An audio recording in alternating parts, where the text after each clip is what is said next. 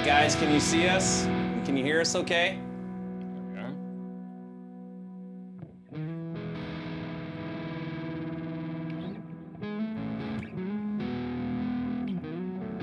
All right, somebody drop us a comment and let me know if you guys can hear us. Can you hear the guitar okay? Kyle says yep.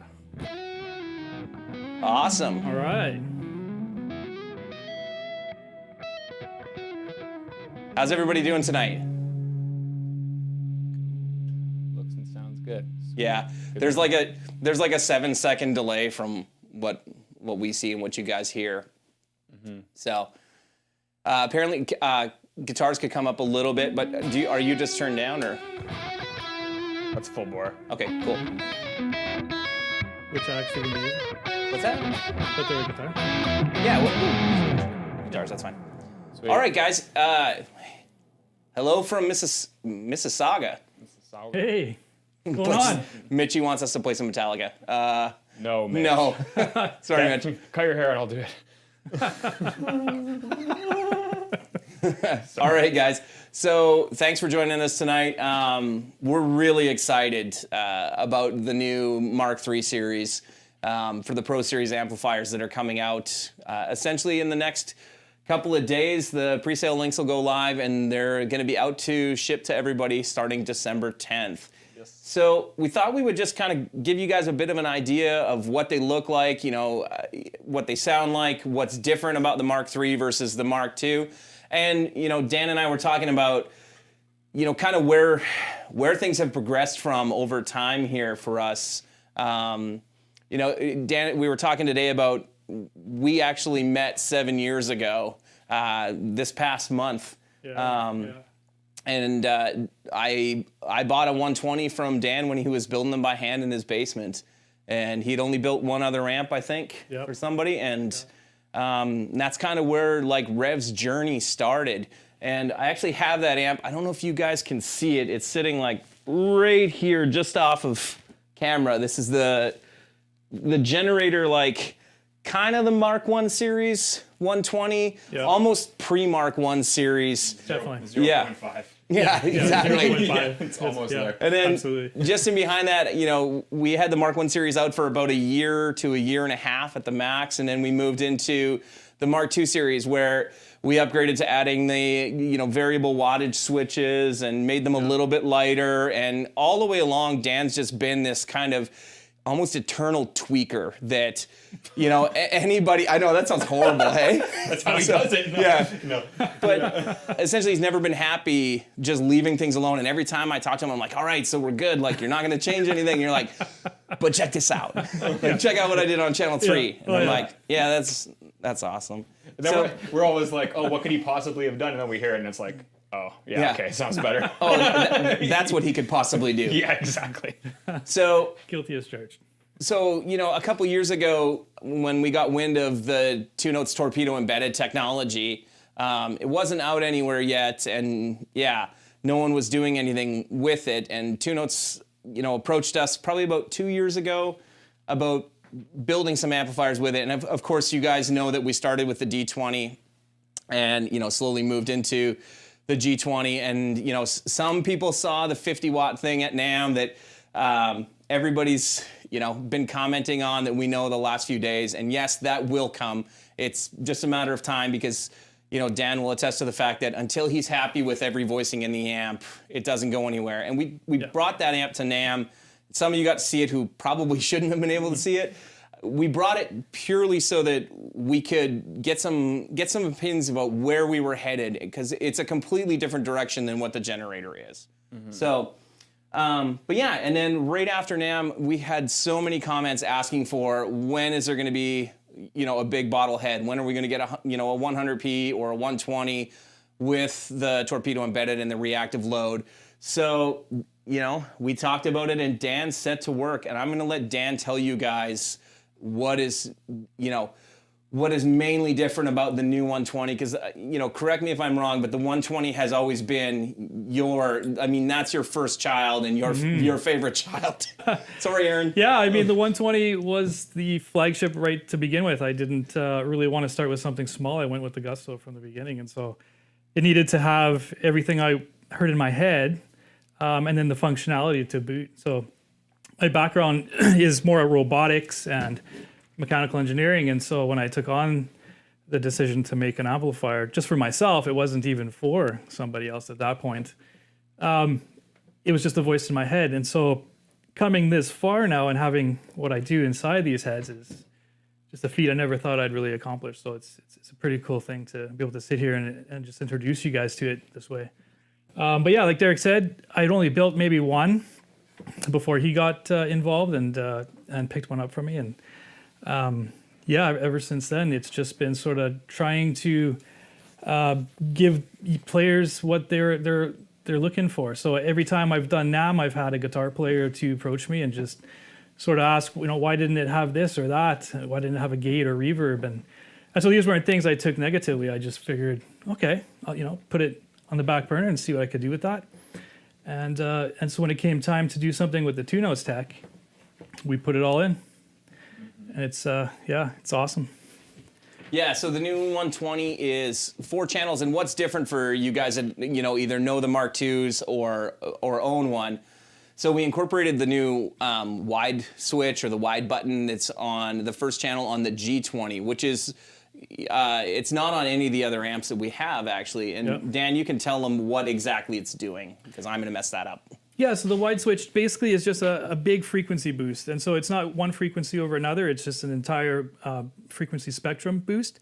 Just to sort of just give that extra little oomph for somebody that's maybe looking for something a little more broken up. So if you're using a guitar with low output pickups, this really emphasizes just what that guitar is putting out. But you may not want to use it for something that's got higher output pickups. And so the wide switch just gives you that variation to allow you to get what you need.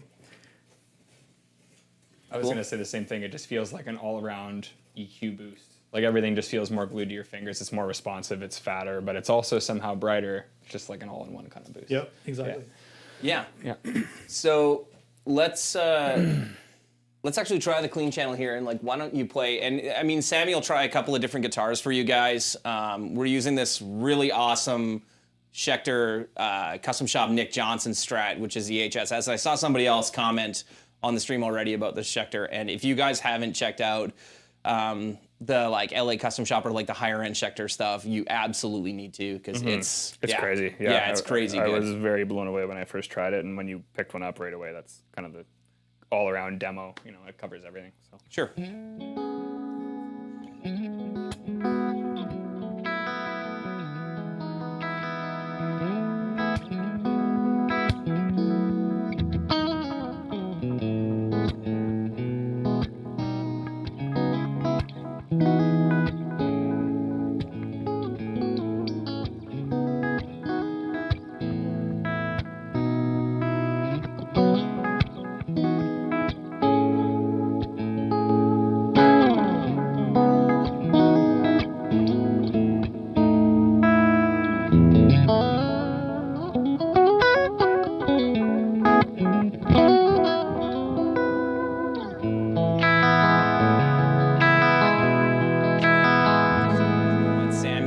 Through as well. I've got my pedal board here set up, and all he's using is some modulation effects. He's using the Strymon timeline, and I think, do you have the Big Sky on or no? this is almost the time. Yeah. Okay. Just to sweeten it up a little bit, but leave it true to what the amp is putting out. I mean, without the delay, it tonally is still there. It's very, very warm. So, hey, Jeremy Vareo, you asked about if you were hearing the direct signal. Yeah, there are no cabinets in here, and actually, you guys can't see it because it's off camera. But my studio desk, we're actually hearing the audio back through the monitors at my desk, which is probably 15 to 20 feet away. Mm-hmm. So otherwise, it's pretty quiet in the room for us. And I saw somebody else answer. Sorry, we've got a screen here so that we can see your questions, but I'm getting old and blind, so it's hard for me to read all the names. But the Poo Ninja, who I see comment on everything. Hey, Poo Ninja! Yes, every button that you see on the front of the amp, so any momentary button or function is MIDI controllable. Yeah. And correct me if I'm wrong, but it's also programmable then in the 6-button foot switch. It is, yeah, absolutely. So, Buttons, buttons mean programmable. Yeah, so. Anything you can do on the front, you can program to the app.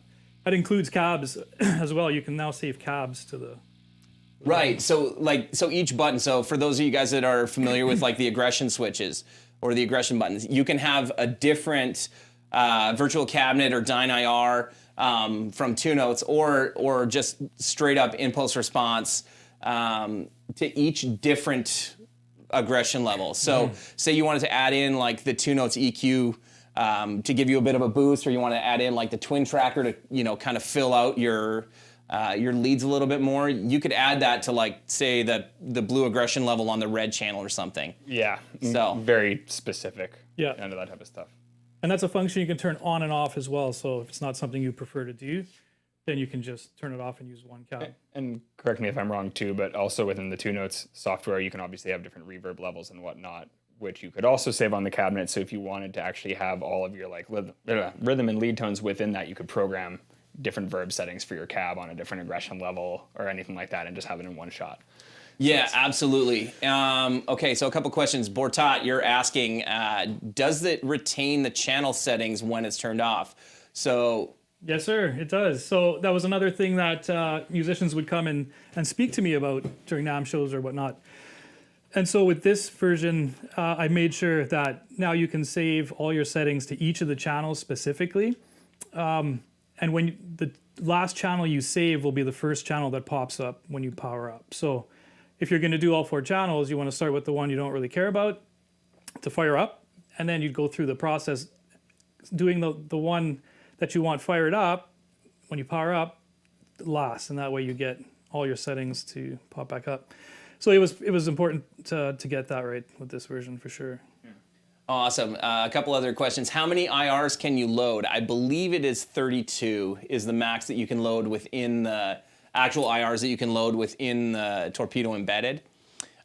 You can recall up to 256 presets, or is it 128? 128. 128 presets, but individual either impulse responses or virtual cabinets, I believe it's either 24 or 32.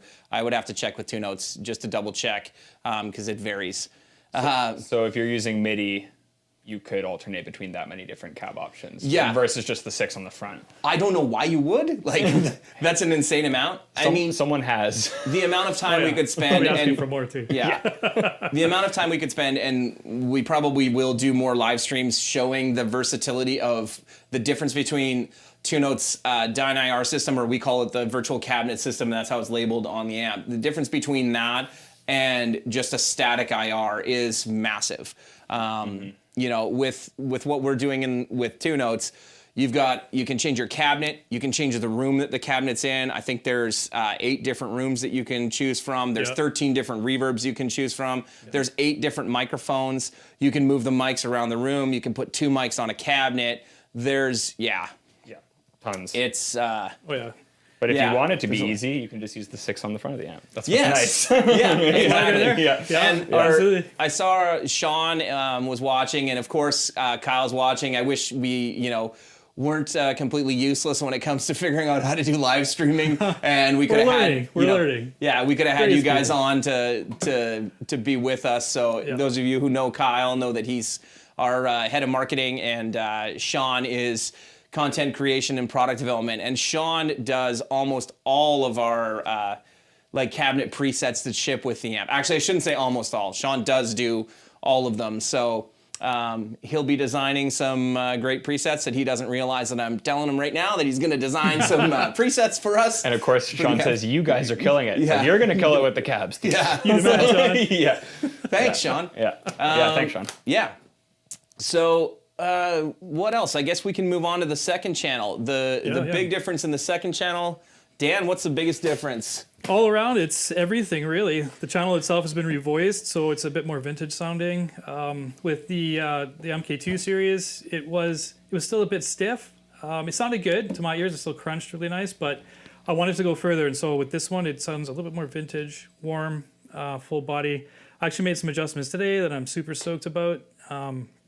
And then the drives. I mean, we have that added to the G2, and so when it came time to redevelop Channel 2 as a whole, it was important that we didn't just skimp on it. And I wanted to make sure that we sort of mimicked what the G2 was doing and put the drives in. So what the drives do is essentially the same thing as the G2, is you slowly go up in gain stages, frequencies, and stuff like that. So you can basically start at the lowest gain setting, and it basically starts where channel 2 leaves off, well, channel 1 leaves off, and then get into it's a broad spectrum of tones there. I mean, anything from light crunch to full-blown hard rock. It's really fun. It's awesome. And then the bright switch then gives you the ability to add the top end, and yeah, it's really cool. Over the MK2, I prefer this one by a big amount. So More gain staging too, obviously. Yeah. Yeah. I mean, I've made no bones about it that on all of our amps, my favorite channel has always been the green channel because I'm the least metal player out of our team, with the exception of Sean and Travis.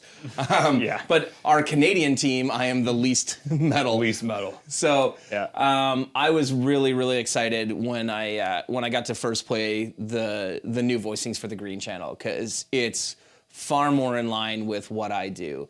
I'm going to answer just a few more questions that I saw here, and then Sammy's going to give us some tones. The Poo Ninja asking if you can bypass the cab IR for the 412 on stage and send the 2 notes IR to front of house. So just to be clear, the virtual cabinets only go out the torpedo embedded XLR outputs out the back of any of our amps. So when you want to monitor with an actual cabinet on stage, you're not getting any of the IRs or any of the cabinet, the 2-note system, through the actual speaker output on the amp.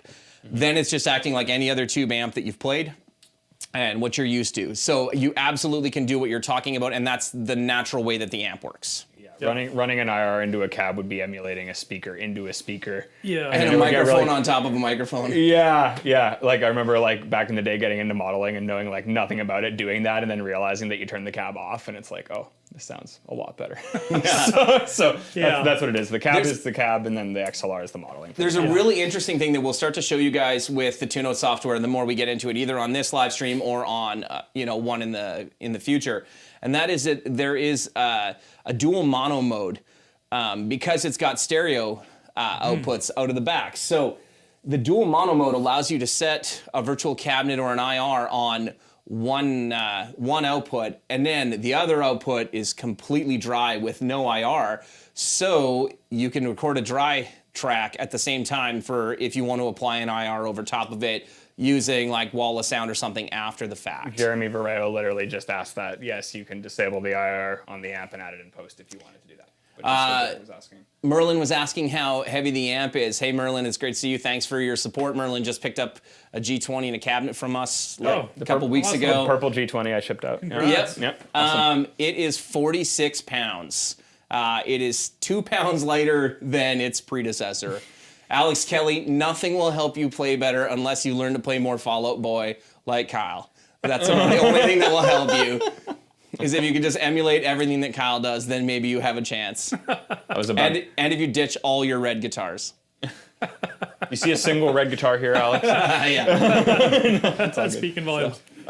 Should we play a few notes? Yeah. Right. Yeah. Channel 2. And while he's playing, guys, keep playing, it's fine. While he's playing, I'll cycle through the drive levels a bit, and and I can roll the gain back for you guys a bit to see what it's like. Yeah. So that's, from what I'm looking at, pretty much flat and without the driving gauge. So as Dan was saying, this kind of picks up from where the clean channel left off. It's kind of just like a slightly more saturated version of that. Yeah, absolutely.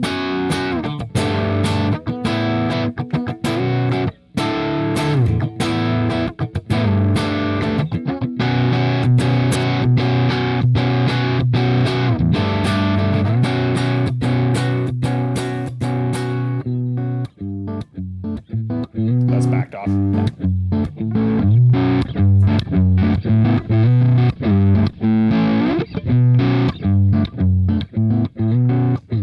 So there's the blue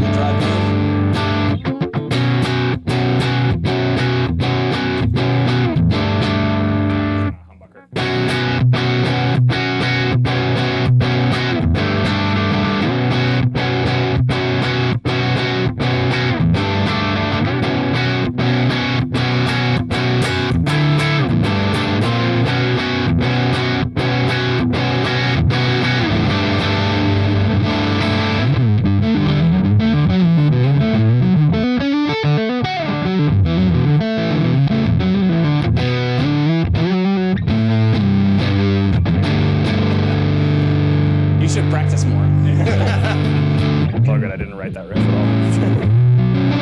So that's with the gain fairly backed off. Oh no, this is now. Oh, it's that? The Okay. gain's way up now. Oh no, my eyes are bad. Sorry, I was seeing it backwards. Here it is. Like if you want the third drive mode, but like back the gain way off.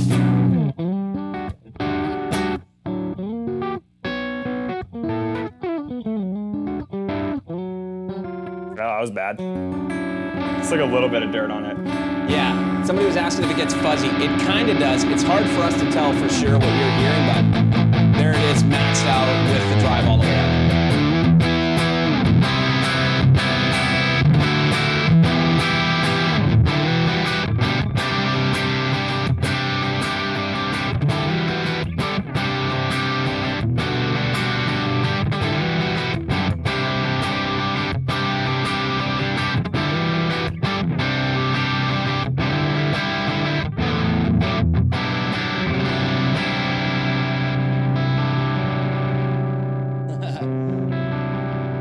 Is that Fugar Productions? I can't even tell your name. It's your comment. You know, I figured your shop would be bigger than a garage. It's actually not that much bigger than a garage. I mean, it's it's probably about 3,000 square feet.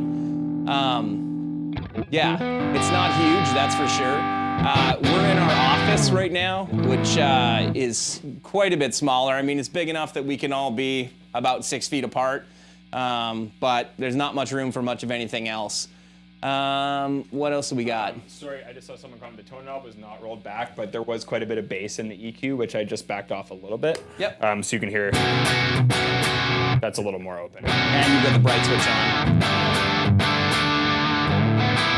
This channel is a bit bass heavy too, without the bright switch on, just by design, and so that might. I think it's nice though, because that allows you, like, there's a couple different mid-gain tones that you'd want to go for. One of which would be more of the fuzzed out, kind of warmer tone, and one, I'm a big fan of like the split coil, very articulate sound. So the bright switch really allows you to just control the attack either way that you want to in the top end. Yeah, definitely. I mean, the EQ will change that drastically too, as well. So, depending on what you're going for, I mean, the EQ is so broad, it'll do a number of different sounds. And then once you engage the bright switch, I mean, it's a whole different volume. Justin, my mustache is affected by playing about as well as you would expect. I started playing way more Led Zeppelin, just way more like 70s rock, like Free, and just horrible stuff. Yeah. Jeremy, yes, you can still get some quack out of the second channel, especially if you have the bright switch on. Yeah. I find if you turn the bright switch on but roll the treble back a little bit, that'll help. Because the treble does brighten it up quite a bit with the bright switch on. I noticed one other question. Yes, so we should have probably said this a little bit earlier on, but one of the biggest things for us about the Pro Series is this is the first time Revv's Pro Series stuff is going to be available through major retailers, actually pretty much all over the world, not just Sweetwater, but obviously Sweetwater will be one of the biggest in the US. MFI/Guitar Center should be carrying them as well. Long and McQuaid in Canada. Overseas, Thomann, and hopefully, our distribution channels in Europe are picking them up, which is the first time that Pro Series has ever been sold through distribution. Typically in the past, the wait time was so long just because we just didn't have the capacity to be able to produce fast enough. And with the success of the D20 and the G20, so thank you to everybody that has supported us. But with the success of that, it's allowed us to scale to be able to get build times down on the Mark IIIs, along with just being able to buy things in larger quantities and stuff like that has made it more economical for us to be able to, to be able to move product through other outlets that we haven't been able to in the past. Yeah. Absolutely. Yeah. Has Salmon able to grow facial hair, or is it Rogaine? Dude, it's not even that good. Rogaine wouldn't help me. No, it's all good. So, yeah, we would love to see any of your guys' mustaches too. The first 5 guys that come and post something to some sort of Revv channel on Facebook, I'll send free mustache t-shirts to. Yeah. Sean said he's got eyebrows. Thanks, dude. Yeah. Oh, Ryan Sue's here. What's up, Ryan? How's it going? Yeah. Yeah. There's a few guys that I see are from like all over here that it's got to be super late for some of you. So thanks for stopping in even for a little bit. Definitely, guys. Yeah, we're excited to share this with you. So thanks. All right. So I see Jeremy Barreo's like, get down to business. We want to hear the Purple channel. Do you guys want to hear the Purple channel with the Schecter, or do you guys want to hear it with a 7-string, or do you want to hear a little bit of both? Let's grab. I'll start with this, and then I can switch to this guy, so you can hear some janky low stuff. Yeah, all right. Yeah. Okay. All right. Let's hit channel 3. All right. So we're gonna start with the aggression level off.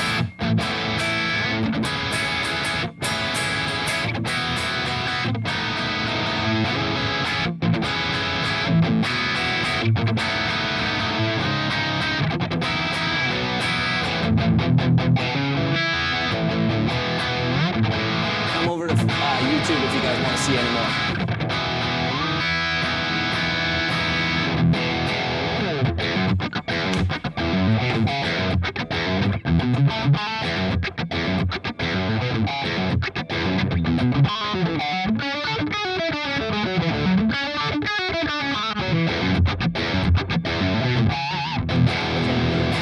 Yeah, and I added the fat switch in, which gives it more of a low end push.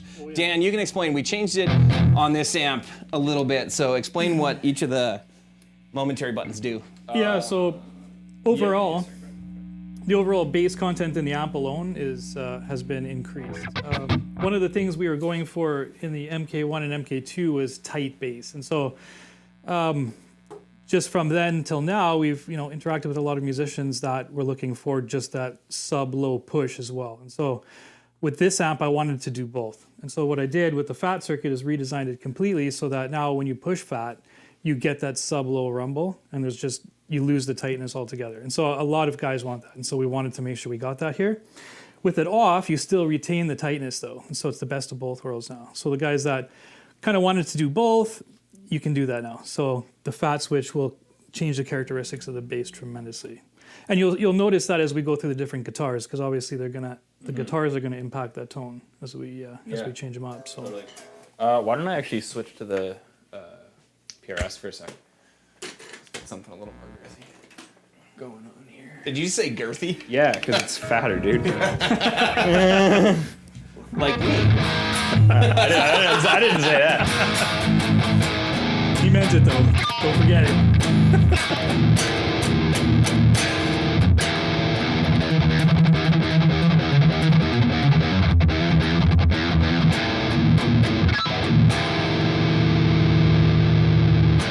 Kyle's asking if you can play the song from the break or the breakdown from the song you're writing for us. Maybe.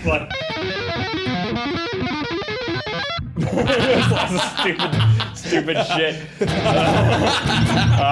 Yeah, we're doing a song that'll come out soon that has a lot of spazzy, stupid sounds. So you'll hear it. You'll hear it soon. Just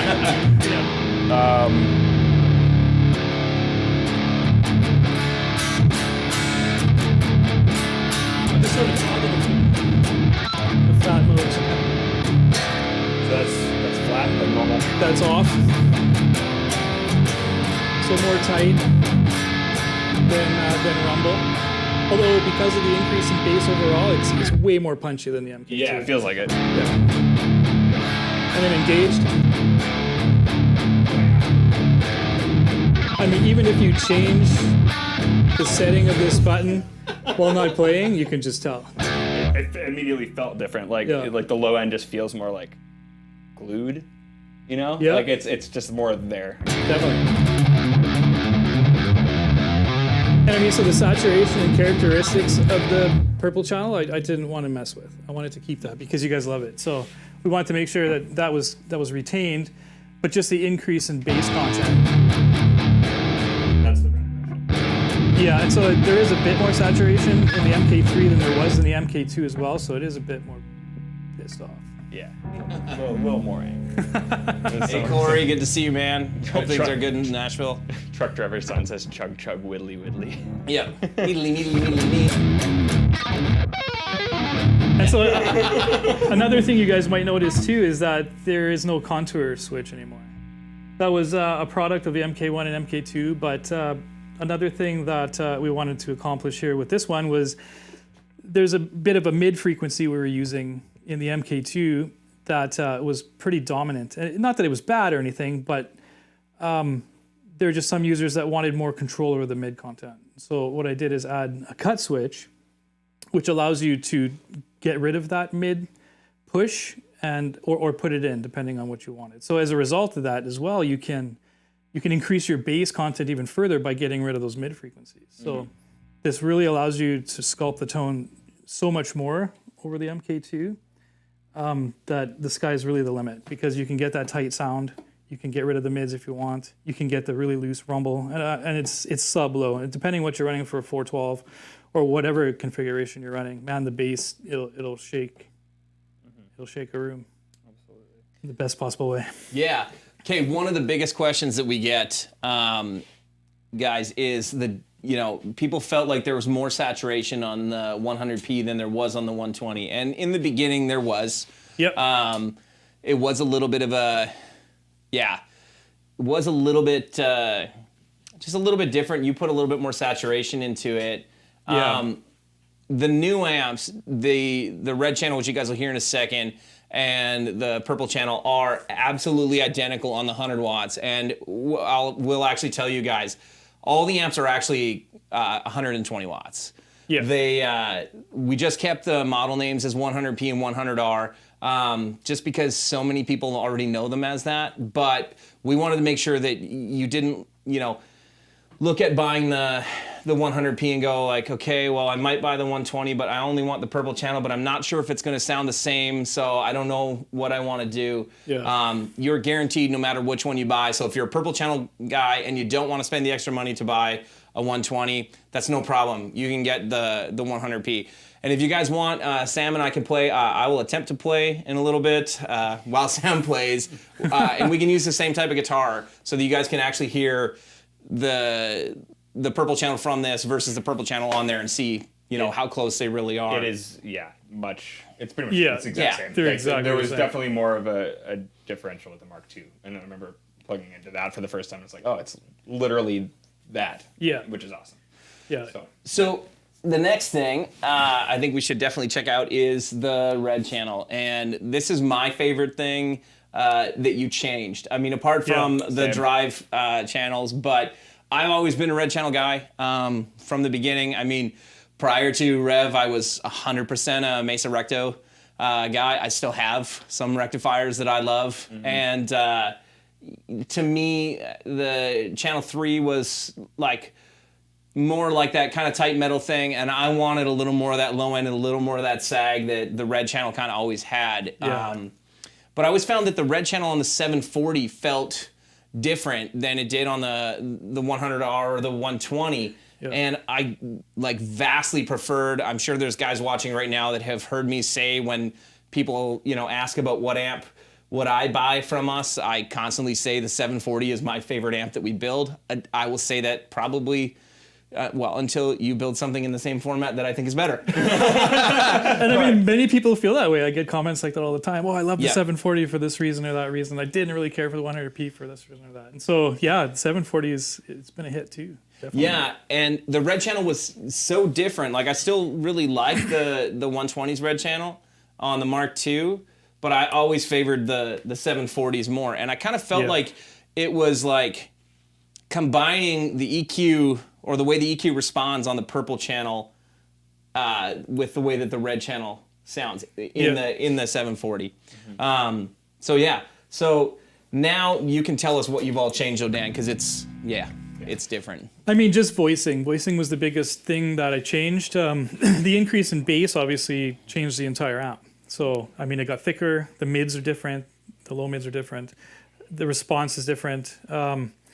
And so it wasn't necessarily that I did anything bonkers. It's just that I've revoiced it. And I wanted it to sort of align with, the impact the purple channel has. Totally. Because the purple channel has been a favorite for so long by so many people.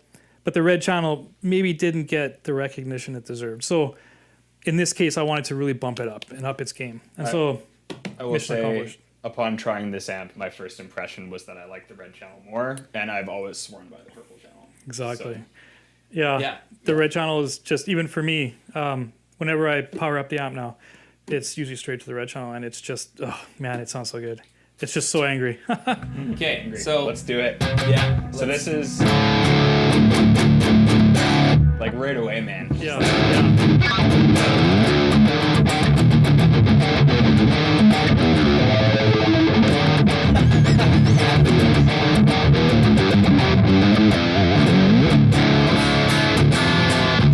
That's not just like the normal aggression, like it's just so tight. Yeah, that's the thing. You want to go tightness and put the fat switch on. Yeah. And then once you push the fat switch, it's all. Oh, and it's just so there. I'll play that chord. Just sit here.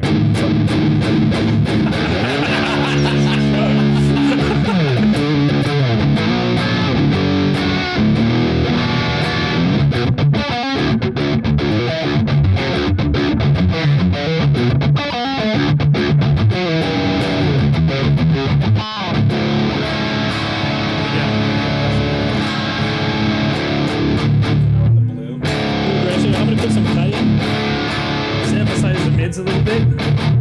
I'm not running a gate or anything, by the way, so there might be a little bit of resonance on that. Yeah, we haven't gotten to the gate yet. It's still to come. It's in the amp now. I don't need one. It's in the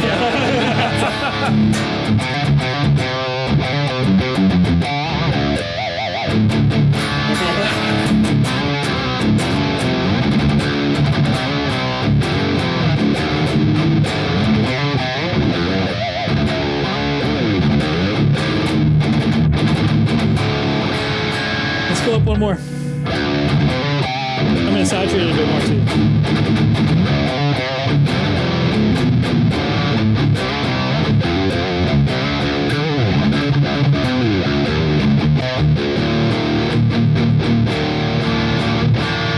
Yeah, this is definitely.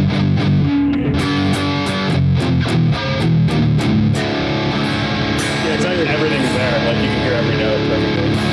Fast switch. Oh yeah, see? Just boom. Right there. Yeah. My favorite comment so far is the dude commenting about you being able to play and Tubbs saying, yeah, that dude can flat play. Like Sean Tubbs is pretending that he can't flat play. Yeah. Dude, Like- yeah. Every time I sit next to you, Oh. Sean, it just makes me. Oh, it might be this. Oh, it's, Yeah. it's sorry, I hit the tone knob. This configuration's so boring to me. It's muffled feedback. Yeah, every time I sit down with you, Sean, it makes me want to learn guitar again. So don't say that.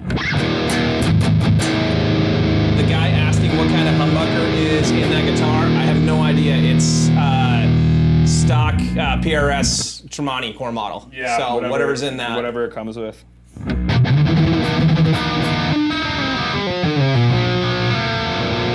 Yeah, you guys are clearly hearing the low end then. Awesome. Yeah. Yeah, you want me to go back and forth, Joey? Okay, so we've got, I'll give it a bit more level, so I don't know if that's better level matched, but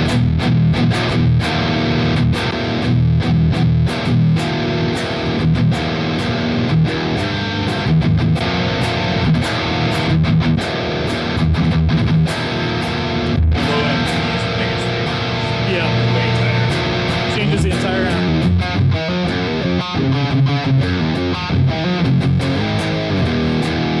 okay, somebody's asking how it would sound with a Schecter Keith Merrow, so We have one. we have Oh, one yeah. and we'll show you that. Yeah. Yeah. Definitely. It's a 7, and I think all of the Keith Merrows come with. Do they come with fish? Is it a Fishman set now? I would imagine they have There's- to because he has a signature There's- set, I remember but this guitar came with Duncan's, yes, and now it has the Fishman's. in it, yeah, because Schecter sent that to us a long time ago, right? Yeah, we've had it for a while. Here we go. There it is. There's one too many strings on the guitar.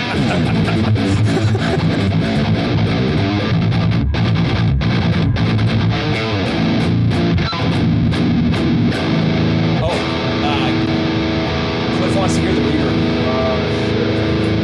Oh, no, he doesn't want that reverb. He wants to hear the reverb in the amp. Oh, do we have it going? Not yet. All right, Cliff, we can hook you up. Do I get it? You got it. Okay.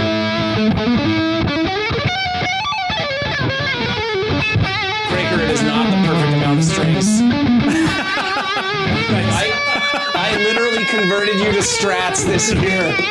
Don't you ever forget that I converted you to 6 strings. You went from no strats to like 10, dude. Yeah. Sorry, so we got distracted with comments there. That's the Yes. Okay, that's reverb. Can you guys hear the reverb? Yeah. So I've got the reverb level set at half.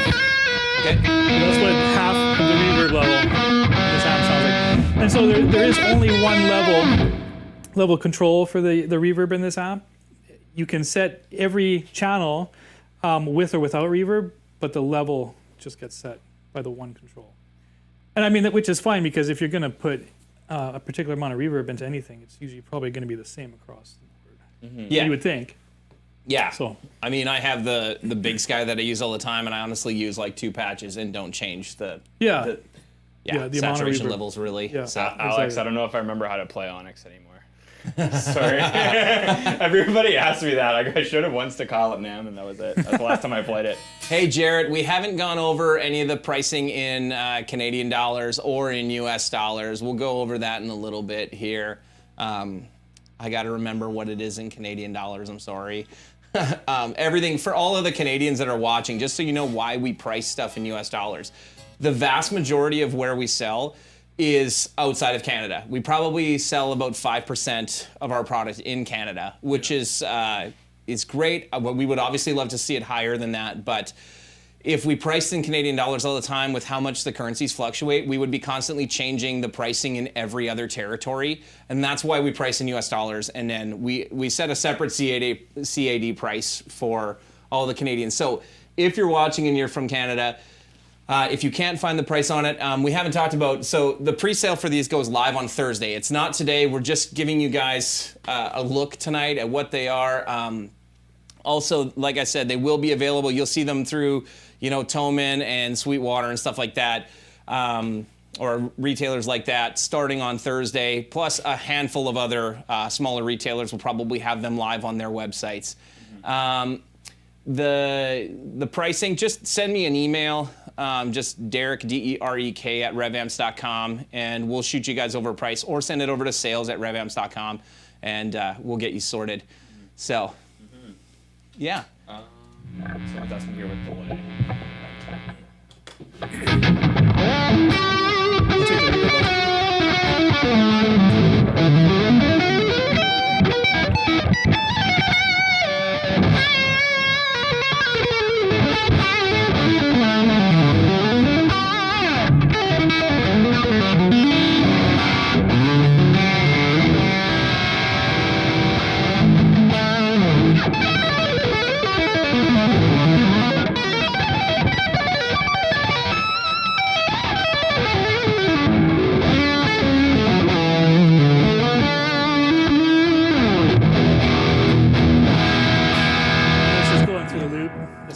front. Yeah, that's just the timeline into the loop there. Somebody asked about hearing something that highlights the stereo function of the torpedo. Okay. Yes. So, okay. Yeah, you can switch guitars and then shut off the delay. Yeah, and then we'll put. And then, do you know how to use the twin tracker? Just a twin, yeah. So what we'll show you guys is the number one thing that you're gonna notice, I think, with the stereo output is the twin tracker. That's the thing, kind of like the TC Mimic, where you can essentially double track, or it simulates double tracking your guitars.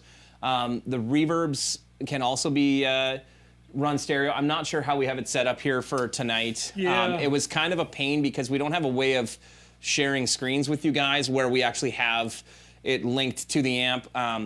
There is an iPad app and an iPhone app that'll be available with it. You can control the torpedo embedded with a Bluetooth remote for them. So you will be able to change things kind of on the fly.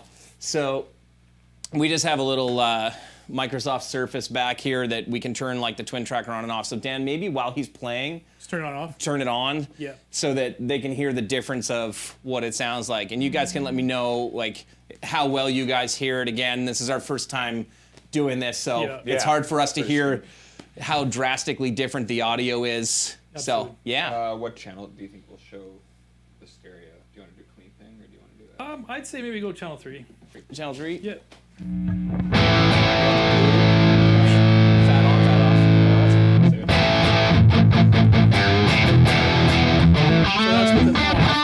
with it on. It's pretty noticeable. And that's with the balance straight across the noon. Yeah. So one channel isn't more powerful than the other in this regards, but you can. I don't know if you guys can tell, but I am changing the balance right now. So right now it's strictly left. And that's right. And center. So I mean, one side can be more overbearing than the other, depending on what you want. Yeah. So it's a beautiful feature. And like we said, we're not, we don't have any cabs hooked up in here. So like what you guys are hearing is the same thing that you guys can hear and can get just using in your. The comments are hilarious. The comments are like, whoa. It's like, wait. I just Nice. picture Kyle sitting there going like, bro. Yeah, exactly. Yeah. It was funny, like even with the monitors like 15 feet over there, immediately it was just like, oh shit, like that. Yeah. Like that sounds awesome. I'll say that's just coming out of this one head right now. So Yeah. it's beautiful. Yeah. So okay. So we haven't gone over The gate. The gate. Dolby Atmos, Bortot says. Ben, any thoughts on a 2U power amp? Honestly, no. We haven't really talked. We haven't really talked about it. I would love to hear how many people are actually that interested in more rack gear. What we found, like when we did the rack mount 740, is like people just weren't really that into it. Even the demand there's a little bit of demand for the rack ears for the G20 and the D20, which have been kind of constantly delayed. That is our fault. It's this' fault. Yeah, that's right here. But it this won't took be a fault precedence. when you have it. Yeah. So, yeah, exactly. You'll forget all about it. Yeah, you'll forget all about the rack ears we didn't get done yet because we were busy doing sorry this. about it. Yeah, so it is definitely something that's on our radar. Honestly, with COVID, like there's no artist touring. That's one of the big reasons why we haven't like looked at pursuing more rack gear. And honestly, more and more artists seem like they're moving the route of modeling Kempers, the Helix, whatever, just to try to save cost and to try to save weight when they're flying. That's really why we designed the D20 and the G20. Was a huge part of it was purely to get the weight down enough that players could fly with those amps. They could take them, run direct to front of house. So this is a different, like the Pro Series and what we're doing with it is a completely different market for that. I mean, we hope to one day see artists going back to playing big amps live with 412s because, I mean, there's nothing I love more than, the small shows that I played, 10 years ago when I was still playing with a rectifier with a 4x12. Yeah. It sounds awesome. It feels awesome, right? In a venue with 20 stairs. Yeah. Sounds like I toured much more recently. Doing that. And I don't miss any of that. So it's definitely something that if we see enough demand, I mean, we've always said the same thing. Like one of our main philosophies in how we operate as a company, how Dan and I think, and the decisions we make about like what products we want to look at in developing, honestly, it all comes from what we hear from you guys. Yeah. Anybody who comes and talks to us about, like what what would be a really good solution for them, we do our best to see whether or not we think it's going to be economical and if there's enough of a market for it. For everyone who's going to say, are we going to build a bass amp? The answer is not anytime soon. Because again, there's not enough market for it yet. So Yeah, no one plays bass. So, So, okay. Yeah. You guys ready to hear the gate and tell us what you think of the gate? Let's get some. Is the 060 still? Yeah, there's somebody who's asking to hear the RCDs. Someone asked here with the 060, so I'm gonna grab that. Okay. Yeah, so the gate just is one of the aspects of this amp that I'm really proud of. I have to admit, it was the most challenging aspect because it had to be right. It had to respond well to many different styles of playing. I wanted to make sure that you can still get your feedback through it and that it'll close immediately when you're not using it, but it had to be light enough to allow your signal through.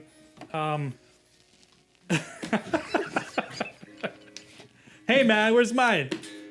Sorry. It had to be light enough that you could still have a note ring out for a minute without the gate closing. So we accomplish that, and we'll show you guys sort of how that goes. The threshold knob is on the back of the amp, so it's sort of a set and forget kind of thing. Again, it's like the reverb. You can utilize it on every single channel and independent from one another, but it is just one control, and so you set sort of the gate up the way you like it, and it's sort of going to follow you through each and every channel. So we're going to sort of go through, I guess, channel 3 here. Let's go channel 4 because there is more gain to this channel. Is that guitar fairly noisy? That's a good indicator too. Okay, so we're going to try and make as much noise, just background noise and floor noise as we can. I think it's not in tune though. There we go, yeah, that's a good buzz.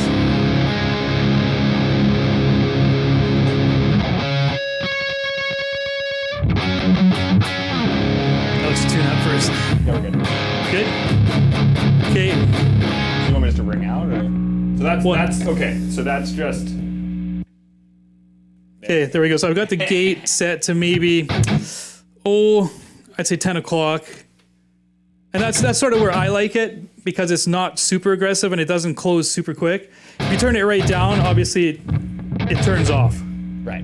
But if you can hear, as I turn it up, it starts to gate, starts to close. So the amount, immediately it's super tight. And so right there is about where I like it because I can still let a note ring out for quite a long time, and it'll fade naturally.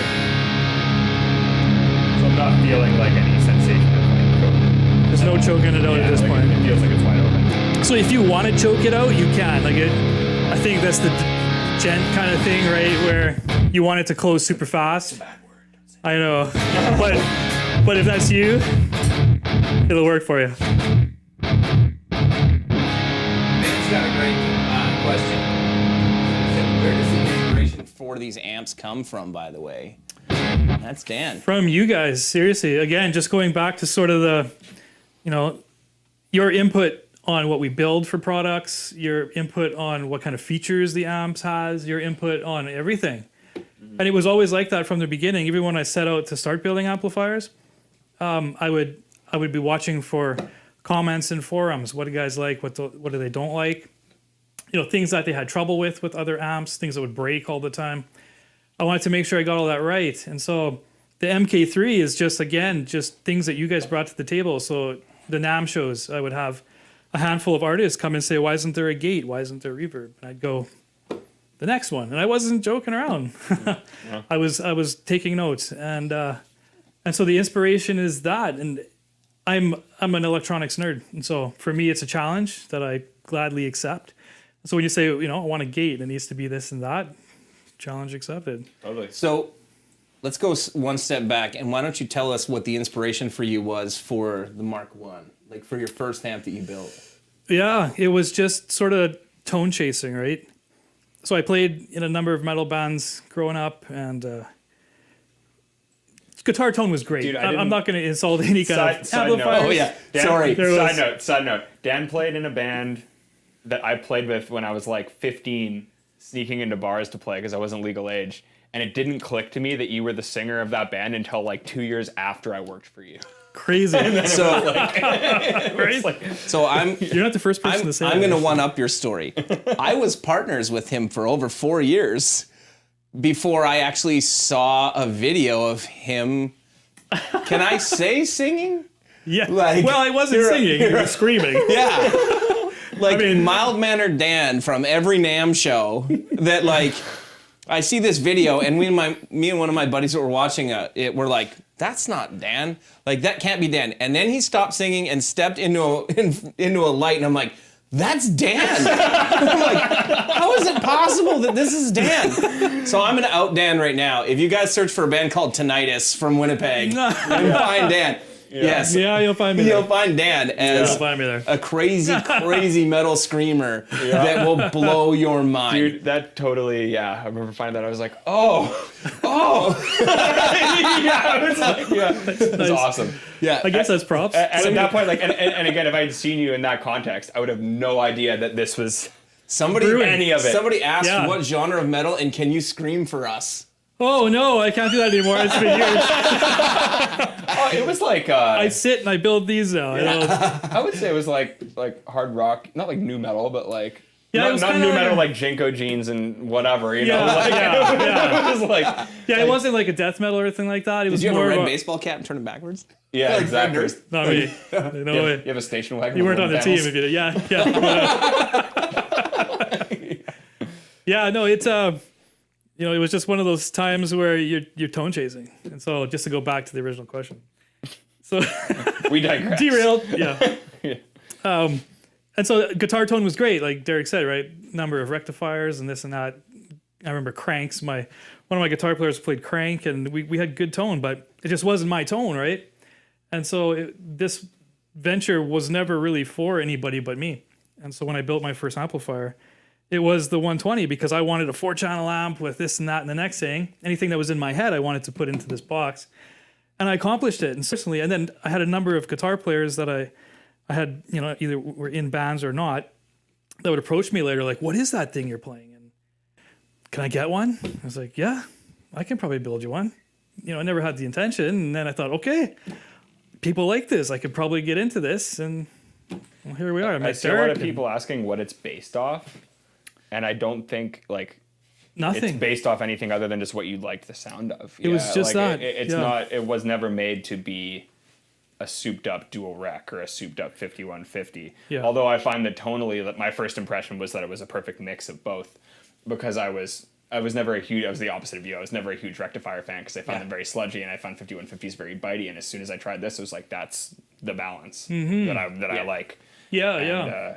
it doesn't like, although it fills that space, it is not emulated after or have the character of any other amp that I've tried, at least. Yeah, yeah. And that's what I was going for, right? It was never, it was never to make another rectifier, another crank or anything like that. It was to find the tone. And I built what I called the tube lab at the time. And it was just a table full of wires and tubes sticking out of sockets here and there. There was no chassis. It was humming like a, you know, like a You crazy get one of those little boards where you're like apparatus, plugging stuff yeah. in. Yeah. I had quick connect resistors and caps and everything. And I was just chasing tone until I found it. And then it was like, there it is.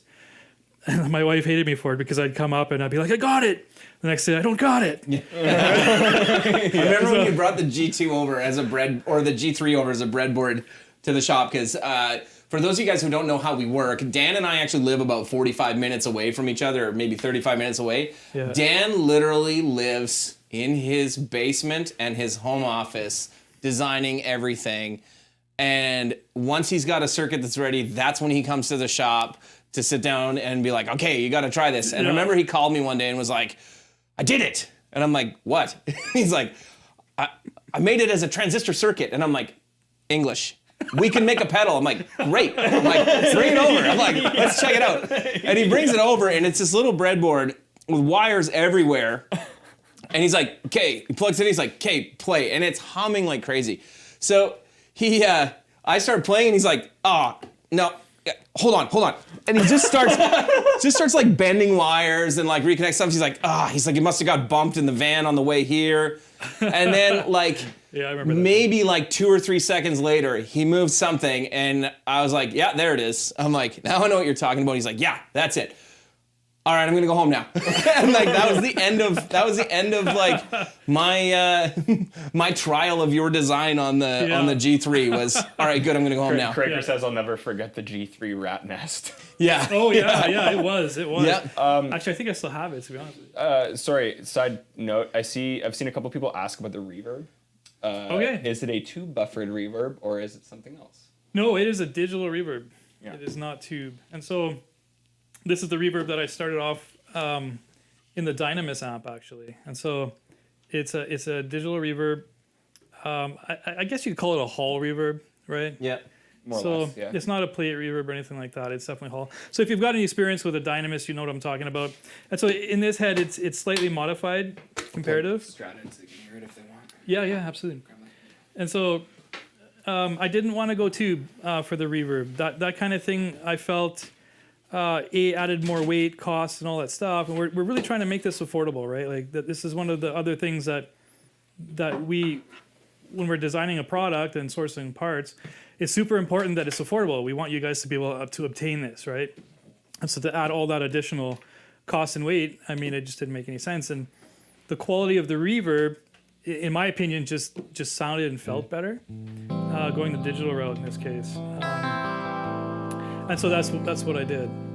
And so you do have, like I say, the one control in the back, but it is very basic. It's a push of a button, set the level, and then decide whether it's going to be on a channel or not. Yeah. So that's with it. So you got it on clean right now? Perfect. Okay, so this is clean with the wide engaged and reverb. And so again, that's halfway up. That's at noon on the reverb level. And how when you have it cranked up there? Yeah, so you got clean with the wide engaged. Yeah, have you got the reverb all the way up? Not all the way up, but I'm going to put the bright on too, just because I feel it just gives it a little bit more character. Okay, that's reverb fully cranked. So everything you guys are hearing Right up. is literally the amp.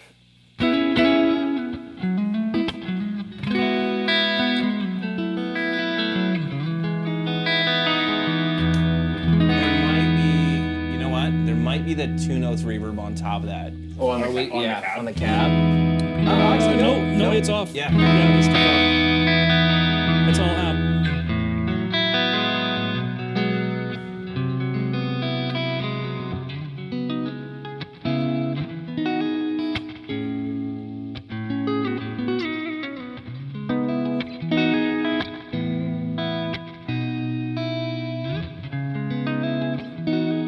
Yeah, it's a great reverb. I really like it a lot.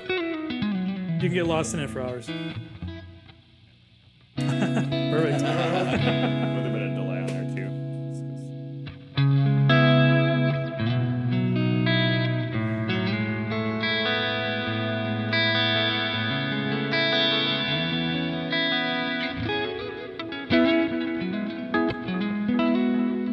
That sounds great.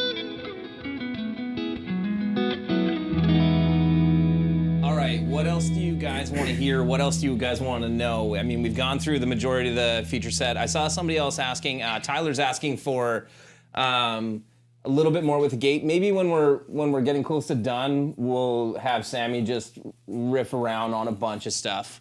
I'll turn up the gate completely too, just so you guys can see what kind of reaction where it closes, fully cranked. It is very aggressive when it's right turned up, but we'll cover that. Robert Baker, Canada Hockey, eh? I was gonna say that. Okay, first off, Robert, if you're gonna pretend to be Canadian, A is not EY. A is EH. Get it right, eh? Poser. Get it right, bud. Oh, bud. Spare parts. Not bud. sure we can take Oh, it you seriously. are spare parts, aren't you, bud? Yeah. All right. So what else do you guys want to know? Someone asked about hearing the 100p. As we had mentioned before, the third channel on this is the 100p. There is much closer of a. Yeah. Oh, yeah. Like, yeah. yeah. The circuits aren't any different now. They are the same. So whatever you hear in here will be the exact same in the 100p. Yeah. The progression of the 100p when it was first created, it was just my progression because I wanted it to be more aggressive and all that good stuff. And so the 100p came out of the gate screaming mad, but I quickly rectified that in the 120. So now that we're releasing this all at the same time, the circuits are not different whatsoever. Yeah. Okay, so a couple of quick questions that'll answer quickly for you guys. So is it the same firmware as the Captor X? Yes, it currently is the same firmware as the Captor X. There will be some changes to it in the future, but not for a little while yet to the firmware. And it won't limit what you have. It'll just expand it. Okay. Tolex options. Okay, so stock options are going to be black. The same as all of our stock options. There are upgradable options. For customizations, for everybody that's wondering about theirs, there will be probably less customizations available for this. Through retailers, right now it will just be black options. And we haven't really landed on what we're all going to do for customizations. It's kind of been a bit of a pain, especially since COVID started, being able to get things like different colored knobs. there's a lot more challenges now than there were last year at this time with options. But definitely direct through us for now.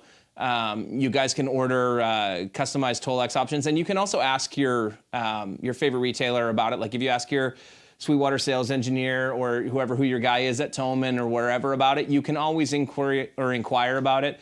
I don't know, Kyle can probably answer you guys in the text there whether or not the designer for the website, like when it will be ready. It's probably going to be a little bit yet because we were doing this, we're, I wouldn't say flying by the seat of our pants, but we definitely, we're trying to get this out as quickly as possible and let you guys see what we're doing because we're really excited about it. Gone through a couple pairs of pants. Cliff asked about the plexi front. No more plexi fronts. Thing of the past. Yeah, honestly, there's some guys who have asked about it, but for the vast majority of people just haven't really been into it. The number one thing that we get happening after people buy amps is if somebody bought somebody with the window and the modern logo, we almost always get an email asking the cost to upgrade. Like Jeremy Bortat's on here, and right away when we released we call it the traditional badge, but like the rectangle logo, Jeremy immediately asked us to change over his panel on his MKII 120 to fix that. Somebody wants the Revv logo in Comic Sans. Well, we used to use a font. Look at that amp right there. All right. Let's see. Okay. Literally. All right. I don't know if I can. Totally my bad. I don't know if I can do this properly. Ish, can I move this? Is that okay? Yeah, my MK1 legit has Comic Sans on it. It's not Comic Sans. It's called Segoe. Segoe 5. I don't know if you guys can see that, but that's the Mark 1. Can you see it on there? Yeah. Is that a focus? Sorry, I'm not a camera guy. Should we move it in close so you can see it? That was Is it good? a dude trying to design an app that knew nothing about text. Sorry about it. Okay, hold on. Switch back to the I other camera. can like bring it over. But... Oh, it's heavy. Oh yeah, it's before the redesign.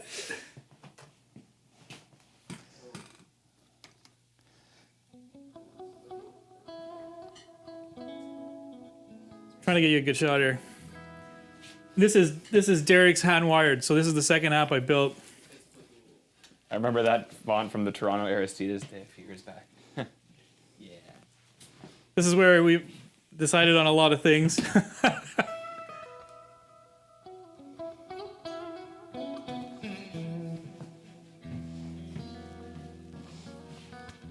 No? Did we just lose the camera because I moved it? Yeah. That's what I get for trying to show something. Sorry, guys. It looks really great here. We'll try and bring it out later, but Yeah. Well, what we know we should do eventually is just take a picture of all the generations together. Mm-hmm. Actually, I have a few prototypes that I was going to bring tonight, but I chose not to for whatever reason. I just figured this was good enough. But I have like a little 7-watt amp. It's probably the first generator before actually putting this bad boy together. The 730? The 730, yeah, that was another one, yeah. Doesn't sound as good. No. Not like totally. The 730 doesn't roll the same way. It doesn't. It definitely doesn't. 740's just rolls off the tongue. But all right. A couple other things, guys. Like, so this does have a built-in load, and so it's a reactive load. It's capable of probably over 300 or 400 watts. It's fan cooled, so you can easily run a quad of KT88s in this amp and crank it right up, and it'll laugh at it. It'll stay cool. It's built in here, which is another reason why we're just sort of getting away from the acrylic panels, is because it's not a pretty thing by any means, right? This is the stuff that we want to keep under the hood. The amp still can use basically any octal tube, right? Except for 6v6s. Again, that's just the voltage is just too high in his head for those tubes. But if you like running KT88s, KT77, 66s, EL34, stuff like that, it'll still do it just like the MK2s. Still got the bias jacks on the back, so you can easily change your tubes just like the MK2 and rebias it quick. Don't have to take the head out of the chassis out of the head shell. What else? Yeah, just like the G20 and D20, Sort of same controls. You connect through the USB to your computers. Got the ground lift and all that stuff. Got the dual XLRs. The effects loop. Again, another change. Effects loop send level. If you're familiar with the MK2, that's gone. Just keeping the effects loop really basic in this head. It's only really capable of instrument levels. Whereas the MK2, you could go up into line level and stuff like that. But I just didn't find people were really taking advantage of that, and it was more of a confusion for people, and so we did away with that. It'll still do cab lighting, so if you buy the Revv cab, it'll light it up. Obviously, we're sticking with that. The foot controller, again, is a little bit more intelligent. It's still 6 buttons. We've made it smaller, so it looks like the 4 button. If you're familiar with that at all, we'll obviously have some pictures on the site and whatnot. But it's 6 buttons. It'll save all the presets, just like the originals did. But you can save cabs and stuff like that. And then MIDI through, still there. If you run this head into the load, there's a little button to allow you to bypass a speaker, go into the load. But if you forget to do that and you leave it unplugged from a speaker cab, it'll immediately go into the load, so there's no damage to be done here. And then there's some resistive elements and whatnot that protect it as well. Beyond that, it's a little bit smaller, a little bit lighter than the MK2, I believe, by a few pounds. 2 pounds. So 2 pounds. So we're trying, Yeah. but it is still a tube head. Packed a lot of goodness into this one. Okay, so a couple of the questions that I'm seeing there. No 10-watt switching. Yes, you can switch down to 10 watts. It is globally you switch it down now, though. It's not per channel. Rob, is the reverb similar to what the Dynamis has? It is identical to what the Dynamis has, except instead of having the 3 decay levels, there's 1 fixed decay level. Exactly. Yeah. What else? What other questions do you guys have? Or what do you want to hear? Paul, are we estimating a decent amount of launch stock or some build time frames? So yes, we are. We are building 250 units across the 3 different SKUs. So we probably won't finish all 250 by December 10th, but we're also not expecting to sell all 250 of them by December 10th. That is the actual ship date for all of the amps. So we should have a fairly significant amount of that because we've already started a lot of the building already. So, yeah, exactly. Yeah. Is it Dad Rock ready? Oh yeah, Dallas. It's good to go. Sam, can you do that? Yeah. There you go. Let's do it. Yeah. The one dad Do it rock. proper. Channel 2. Is that proper? Channel 2 style.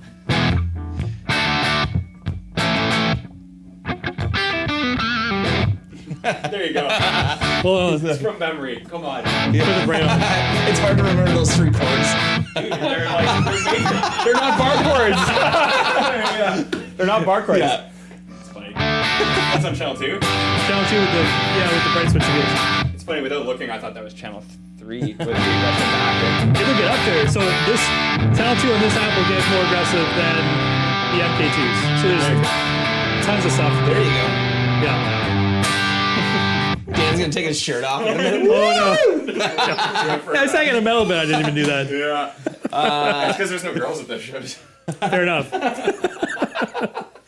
My wife wouldn't come. Okay. Kyle, you sent me a full list of questions that you got on social media, and I haven't looked at any of them. And thanks for the text, Robert, that you can't take me serious with a mustache. No one can. I can't either. It's for a good cause, but it's awful. My wife hates it, and probably a little bit me for doing it. So I think it's great. It's awesome. Why that he can, so you're saying one it should stay? Yes, I am. Nice. I don't know, man. The world got a little weird. Okay.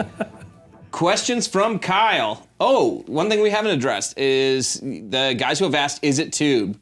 Yes. Yeah. It is all tube. It's all tube. Yeah, you bet.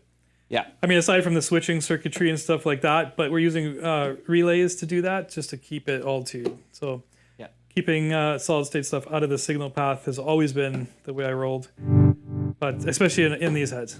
So, I mean, obviously not in the G2 and G3, but I think that's It's all kind of tube. like the whole hybrid technology. It's like both sides of digital and analog have come such a long way that Yeah. this just seems like a good marriage of both of the great things that are happening right now. absolutely. Yeah. Yeah, it had to be done. I think there's a lot of great amps on the market, but I think marrying these two technologies, it was time. Yep. We've already gone over, like, he asked how the gain channels are different. I mean, we've touched on that quite a bit, so I think you guys kind of get the gist of that. We would also love to hear from you. We plan to do live streams quite a bit more often. Yeah. So, I saw one that was great that I think we should absolutely do, which is a comparison of, like, the hand-wired versus the Mark I versus the Mark II and the Mark III 120s. Oh, yeah. So as soon as we figure out how to get, all of our switching stuff here sorted out so that everything routes through, we could route the Mark I and the Mark II through a Captor X, which would give you pretty much the most accurate representation of what it is. Shoot those ideas to us on Facebook or anywhere on social media, or to Kyle or myself, and whatever you guys would like to see. We can definitely do some of those in the future. Absolutely. What else we got? What features does the Torpedo Embedded have on the Mark III? So that's actually a great question that we didn't talk about. So Definitely, yeah. apart from the standard features that all of the Torpedoes have, where they use, they call it Dyne IR, which is, I assume, for dynamic IR. Essentially, Two Notes virtual cabinet system, or Dyne IR, is not a static IR. So when you're using third-party IRs, or you make them at home, you're taking just a snapshot of whatever the speaker cabinet you have with whatever microphones that you're using. With Two Notes, the process for us to capture our cabinets is fairly lengthy, where we actually use 8 different microphones. We move them around the room. We run a signal through the cabinet, like through a power amp through the cabinets, and then capture a whole bunch of audio data for them, and then they create their virtual cabinet system, which allows you to move those mics around the room. You can flip the cabinet around and record the back of it. If you're, if you're using an open back cabinet, you'll notice a fairly big difference there. And just the ability to have mics on axis, off axis. All of that stuff is standard in all of the Torpedo. At least all of the IR loading Torpedo gear, or in wall of sound. Apart from that, though, you've got the Twin Tracker, which is new to the Captor X, which is also new to the 120. There is the EQ. There's the room reverbs.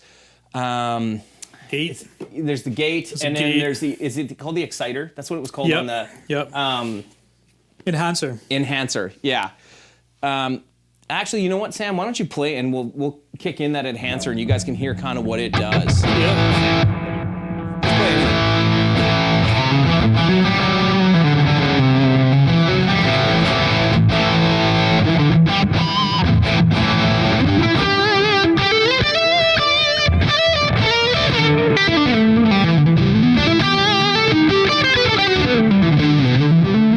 That's with it off.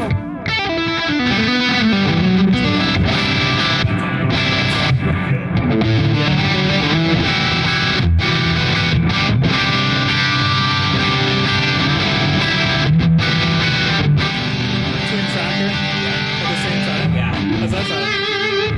Fast. Feels like there's 2. Yeah.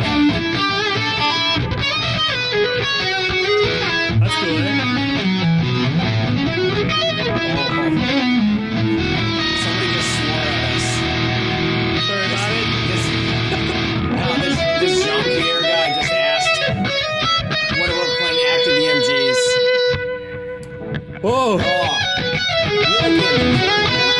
No, I will say they have Sometimes, they have yeah. sound. Like, I'm if you- joking. if you- I actually hated all active pickups until I tried the Fishman Fluent stuff. But again, I'm not a metal player, so I don't know what the pickups are in the Schecter. They're the stock ones in the Nick Johnson Strat. I forget They are exactly passive. What they are. They're passive, and they're very low output. Yeah. That's all I remember. Yeah. Baker asked about hearing the clean channel with the reverb at like 1 o'clock. Yeah. From the delay.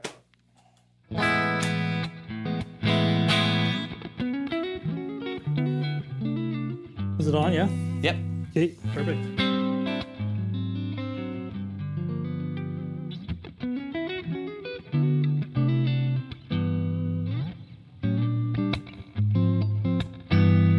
Yeah. Yep. Yeah. I've got it set for medium to K Yep. in Dynamis talk. Yep.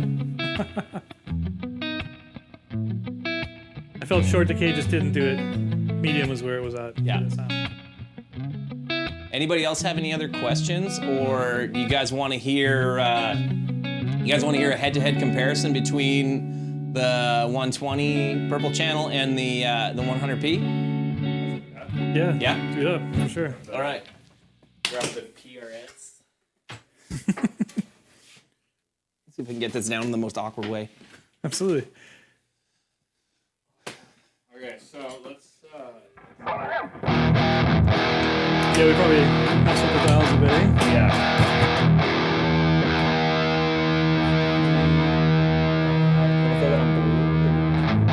Cool blue. Add on.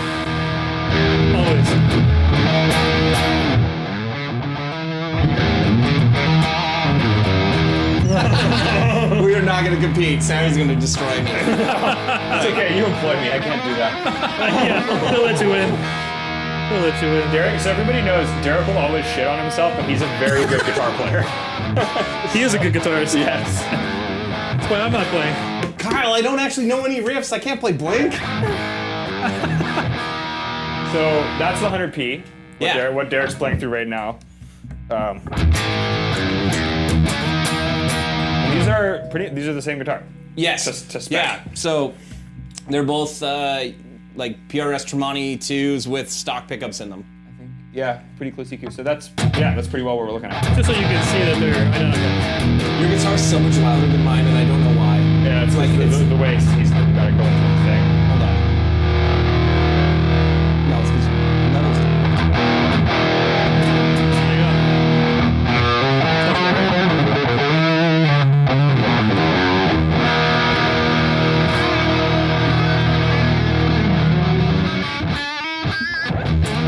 But hearing it from here, like,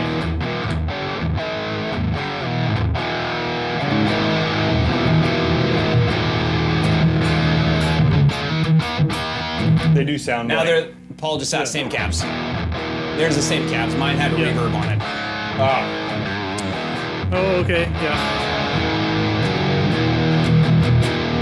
yeah, it's like pretty much the same. It better be. It's the same circuit. Oh yeah, Sammy's gonna play some blues for us.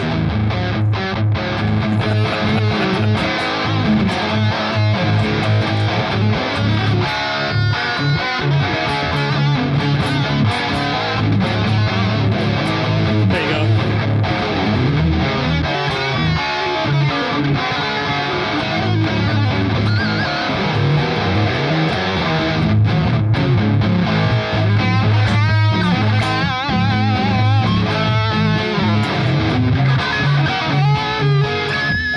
That's great.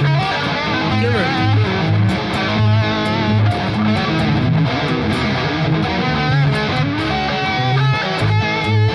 I can't hear it. Nice. Yeah.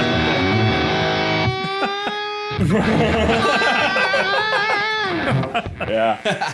Awesome. Can you just pan Oh, them? can we pan them? Yeah. Alex, can you pan Alex. my guitar? Oh, we got it. He's doing it. Okay. Yeah, I guess that probably just sounds like a mash of two guitars. It's all good. Hey, it's our first live stream. Come on. I don't know what to play. I don't know what to play. Play the blues scale. It's 10 bar scale with like 2 more notes. I know.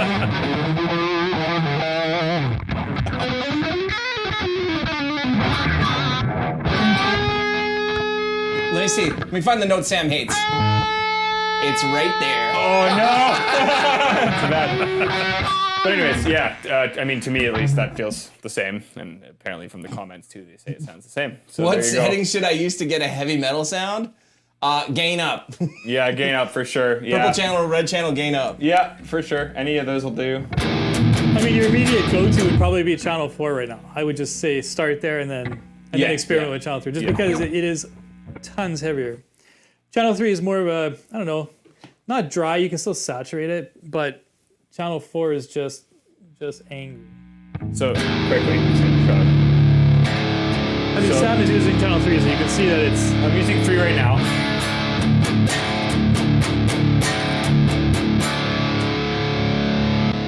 This is 4 here. So it definitely feels more saturated. Oh, yeah.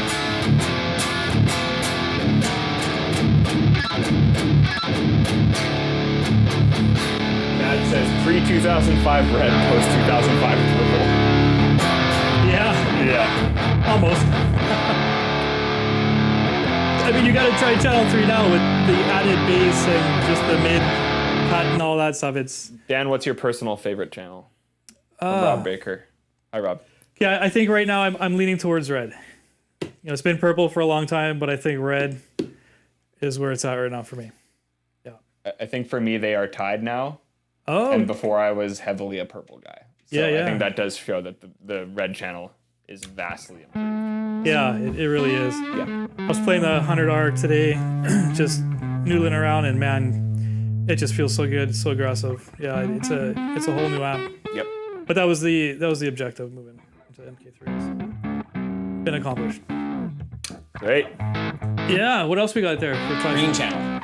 Green channel. Green channel. Switch her up again. That's Robert's favorite channel when he gets it. Green.